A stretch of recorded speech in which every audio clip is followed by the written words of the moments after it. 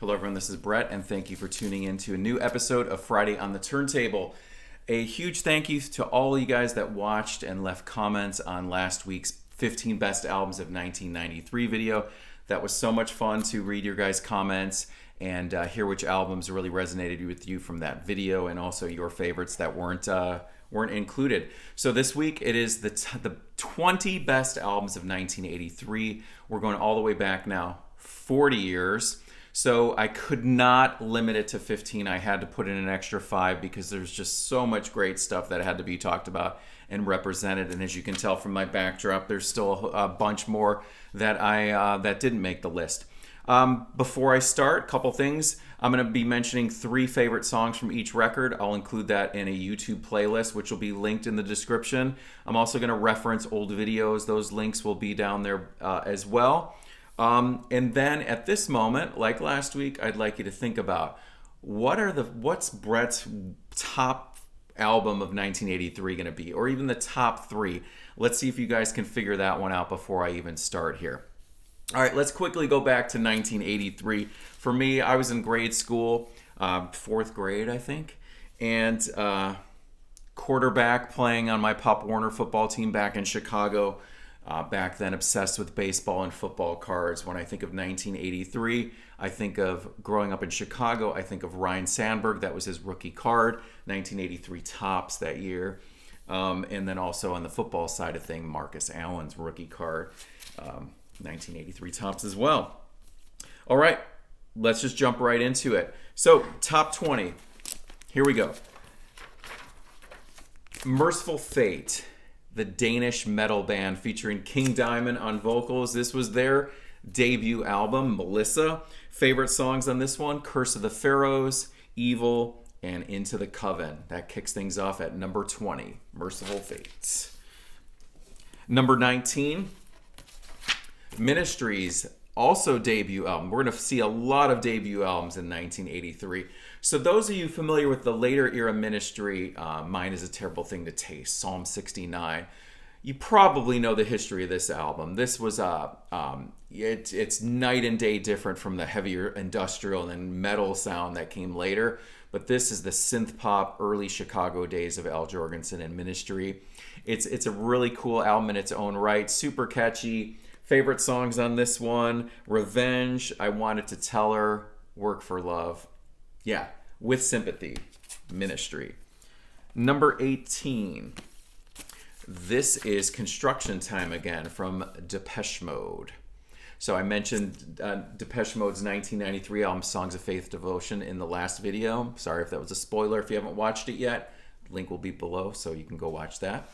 Now, while this is actually probably my least favorite Depeche Mode album in the 1980s, it's still really good, and it's still making my top 20 here. Favorite song, without a doubt, is 2 Minute Warning, Everything Counts, and then the opening track, Love in Itself. That is Construction Time again from Depeche Mode, number 18. Number 17, this was the final album from Ireland's great Thin Lizzy. This is Thunder and Lightning. And kind of a departure for them because this is Thin Lizzy's. If you just know Thin Lizzy from Boys Are Back in Town, Jailbreak, this is Thin Lizzy's metal hard rock album.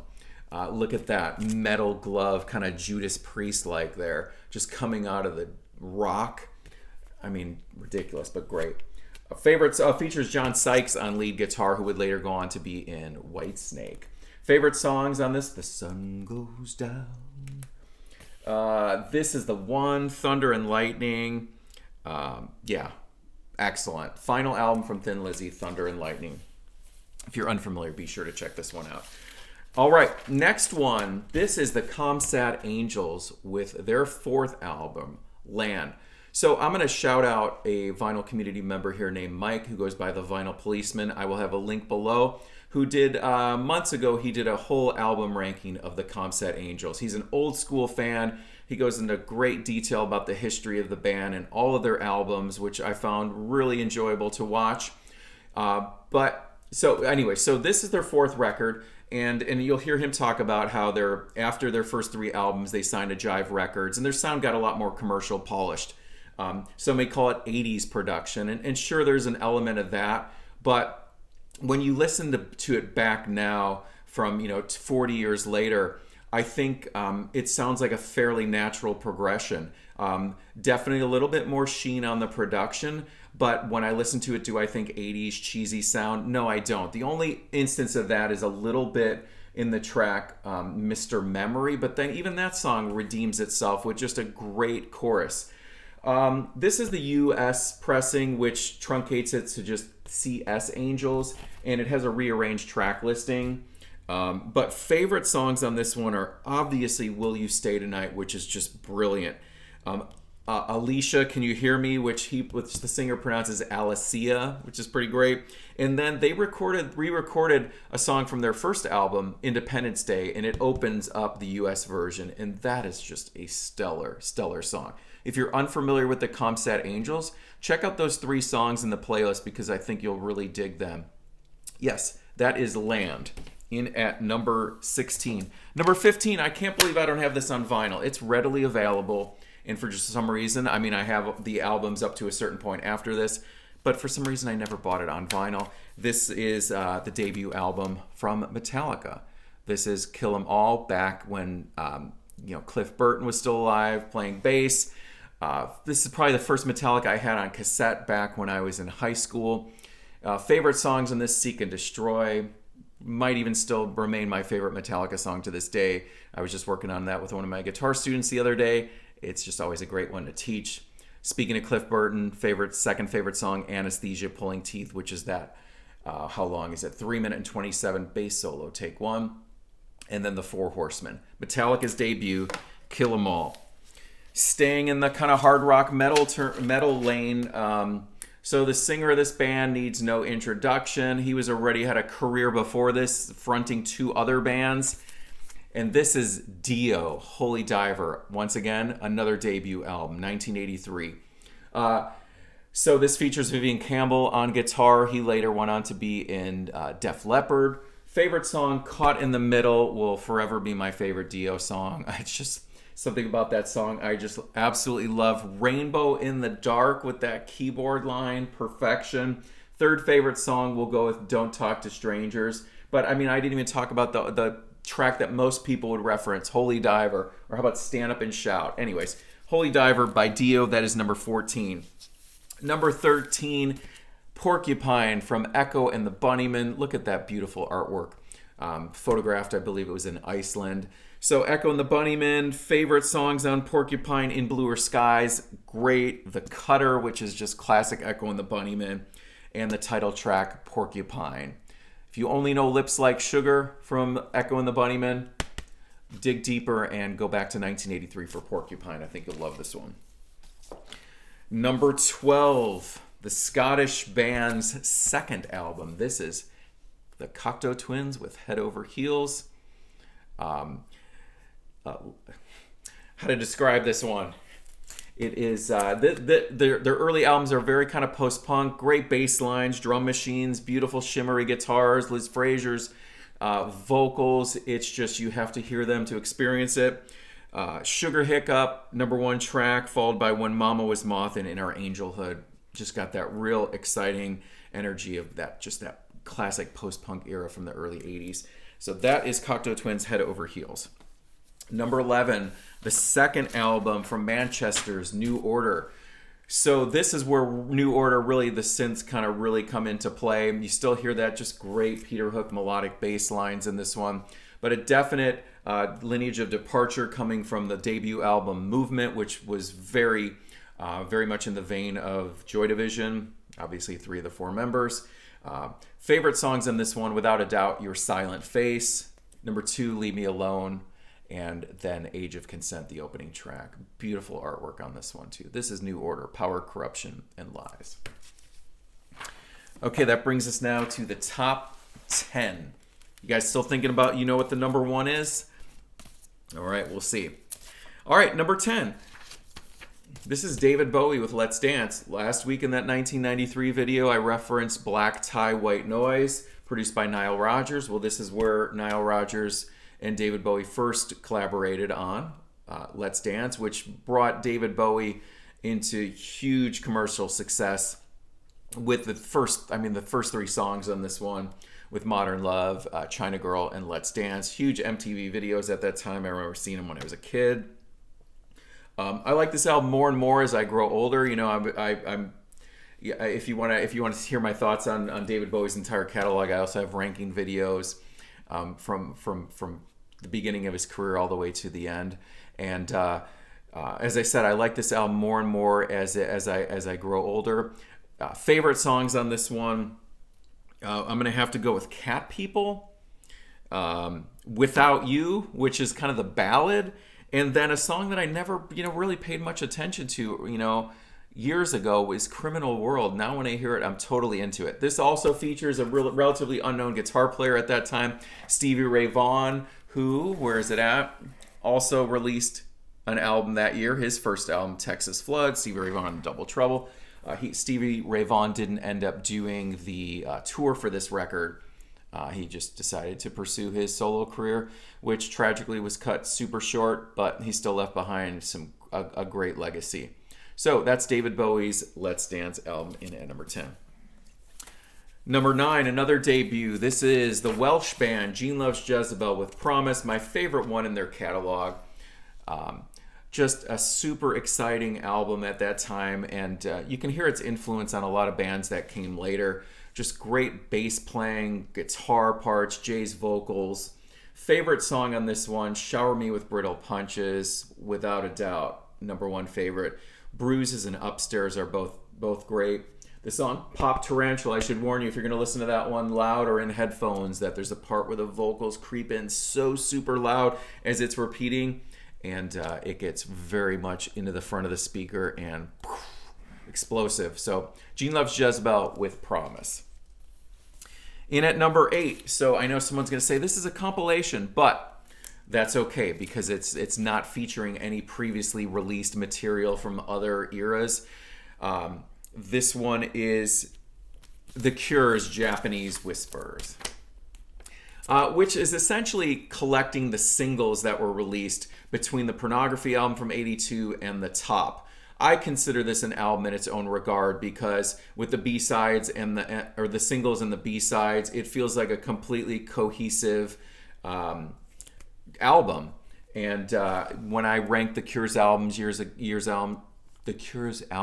ago, I definitely included Japanese Whispers because for me, this is the album that sits right between the dark, ominous, brooding Pornography album and then The Top. You have this nice, lighthearted, almost pop new wave record with lots of synths, drum machines.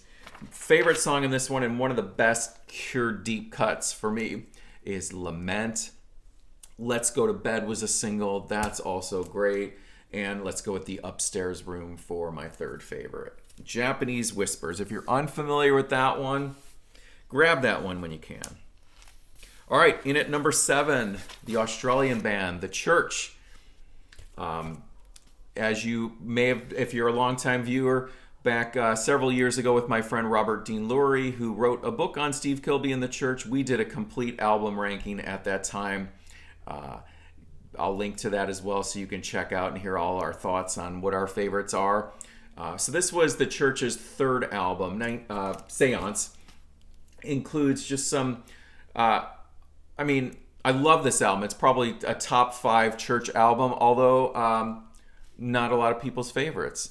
The people will criticize the production on this one specifically for that machine gun snare drum sound. Once again, I kind of don't mind it. When you listen back 40 years now, I think it's part of that record's charm. Favorite songs on this one, let's go with the opening song, Fly, It's No Reason, which is super emotional. And then how about Electric Lash, which was a single and really features that snare drum sound I was talking about. All right. So while Robert Smith was busy doing Japanese Whispers, he also had this one-time side project with Steve Severin from Susie and the Banshees, and it resulted in this album, Blue Sunshine, and they went under The Glove. You can see my copy here has some signatures there. So I was surprised as I was compiling this list. This ended up being the one I listened to the most, along with another one.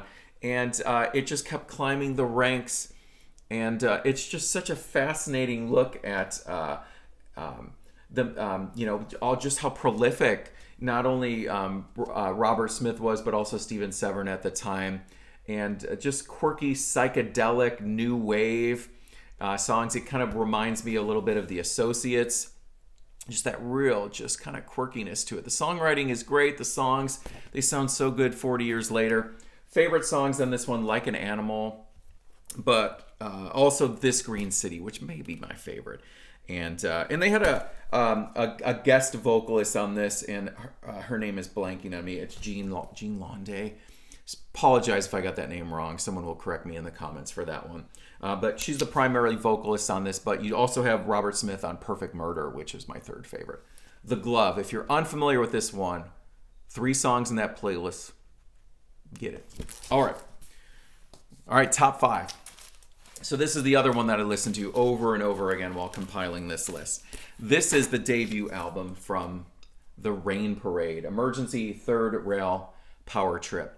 Part of what's known as the Paisley Underground scene in Los Angeles, featuring the Roback brothers, Stephen and David. David left after this album, went on to form this short-lived collective from other bands called Rainy Day. They released one album. He formed the band Opal with Kendra Smith. She left. Hope Sandoval was brought in. They changed the name to Mazzy Star. Sadly, David Roback passed away a couple of years ago, but also, once again, a great legacy of music. So this is the perfect combination of the Byrds from the 60s with the early 70s Memphis band Big Star. In fact, when I listen to Carolyn's song, it just sounds like something that would have been on Big Star's third album, Sister Lovers. Carolyn's song was also covered on, I think it was Blood, the third album from 4AD Collective, This Mortal Coil. But from beginning to end, this is just great. Favorite songs beside Carolyn's songs are What She's Done to Your Mind, absolutely great, and Kaleidoscope. And I was looking at this, and whenever I see the name Ethan James, it's always cool to see, because he was he had a recording studio called Radio Tokyo in LA, and a lot of bands from that early 80s, mid 80s recorded at his studio. The one that always comes to mind is Psycom, the pre-Jane's Addiction Perry Farrell band. Their one and only 5-song EP was recorded at Radio Tokyo Studios by Ethan James. And Ethan also recorded the early Jane's Addiction demos, what are known as the Radio Tokyo Studios demos. And he was also this master hurdy-gurdy player. And then I also see on Kaleidoscope, Michael Murphy played drums. Michael Murphy was in the pre-Concrete Blonde band Dream 6. He later went on another Jane's Addiction connection here. He was the drummer in the post-Jane's Addiction band with Dave Navarro and Eric Avery called Deconstruction. They released one album on American Recordings, and Michael Murphy was the drummer. So definitely check this one out. Emergency Third Rail Power Trip from the Rain Parade. I think I did a Friday on the Turntable one years ago. All right, number 4. The final album in the original run of Bauhaus. This is Burning from the Inside. The first Bauhaus album I ever owned. Has my absolute favorite track. At the time when this was their final album, they did release one, Go Away White, in the mid to late 2000s. But the closing track on this one was kind of like their farewell swan song called Hope. My absolute favorite one. This album's interesting. A lot of people know the story behind it because you can really hear the post-Bauhaus band featuring three members, Daniel Ash, David J., and Kevin Haskins' Love and Rockets. You can really hear them evolving out of this. So legend has it when they were recording this, Peter Murphy, the Bauhaus singer, was ill, whether he had pneumonia or whatever it was, but the other 3 guys continued to work on the album, and they finished some songs. They put down vocals, so you have David J. singing Who Killed Mr. Moonlight, which is great. Slice of Life with Daniel Ash. So you really hear Love and Rockets coming out of this. So my other, this also includes my second favorite song here, She's in Parties, which was a single for Bauhaus. There's a music video. And third favorite, Let's Go with Kingdom's Coming. Also just an excellent one. So that is, speaking of Jane's Addiction, this immediately comes to mind when I think of Burning from the Inside. So in the early Jane's Addiction days, there's some live recordings available of a song called Bob House. And what Jane's Addiction would do is they would do a cover with the music of Burning from the Inside of Bauhaus, and then Perry Farrell would sing the lyrics for Bob Dylan's Like a Rolling Stone. So Bob Dylan, Bauhaus. Check that one out as well. It's pretty entertaining. So that is number 4. Number 3. All right. I'm guessing some people are going to think this is my number 1. But number 3, the third album from U2. This is War. Really iconic album cover, and includes two of the probably biggest U2, two of the biggest U2 songs, New Year's Day and Sunday Bloody Sunday. This was my first exposure to U2 back when I was a kid at my Little League baseball field having practice. My coach at the time would park his car in the outfield while we were practicing and have the stereo blasting, and I vividly remember hearing Sunday Bloody Sunday. And also, and it had to have been 1984 because I remember also hearing The Cure's The Caterpillar, which came out in 1984. Side note, my coach had the Chicago Cubs logo shaved into the side of his head, and it was colored red and black. Things you remember. So, favorite song, Sunday Bloody Sunday, obviously. One of my favorite U2 deep cuts, Like a Song, and let's go with Drowning Man. Also ends with 40, which was a very popular U2 closing track in their live shows for years. All right, in at number 2, the debut album from the Athens, Georgia band, REM. If you're only familiar with like Losing My Religion and the Automatic for the People era, this is the beginning of REM, and to this day probably still is my favorite album. I have a ranking video too from years ago, which I'll link as well. And you can tell me if this was my favorite at the time. I think it was. Probably my favorite REM song, along with You Are the Everything from the Green album, is Talk About the Passion. Second favorite, let's go with Perfect Circle and Sitting Still. Has a couple songs I'm not super keen on as I've been listening in retrospect over the last week, but also has Catapult, which is great. REM, Murmur. Which leaves us with the number 1 album. So this is the debut from the Chameleons. This is Script of the Bridge. Manchester, post-punk, highly underrated.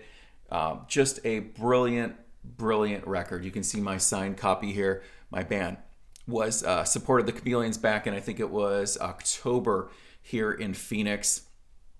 They played many songs from this. Sounded like the record. It was so good, very emotional, just great songwriting. Favorite songs, hard to choose, but let's just go with the immediates. Second Skin, Up the Down Escalator, and Monkeyland. That is number 1, the Chameleon, Script of the Bridge. All right, guys, I really appreciate you watching. We're 23 minutes in, so thank you for tuning in, and we will see you next week. Be sure to leave me comments, your lists, etc., and I'll see you next time. Goodbye.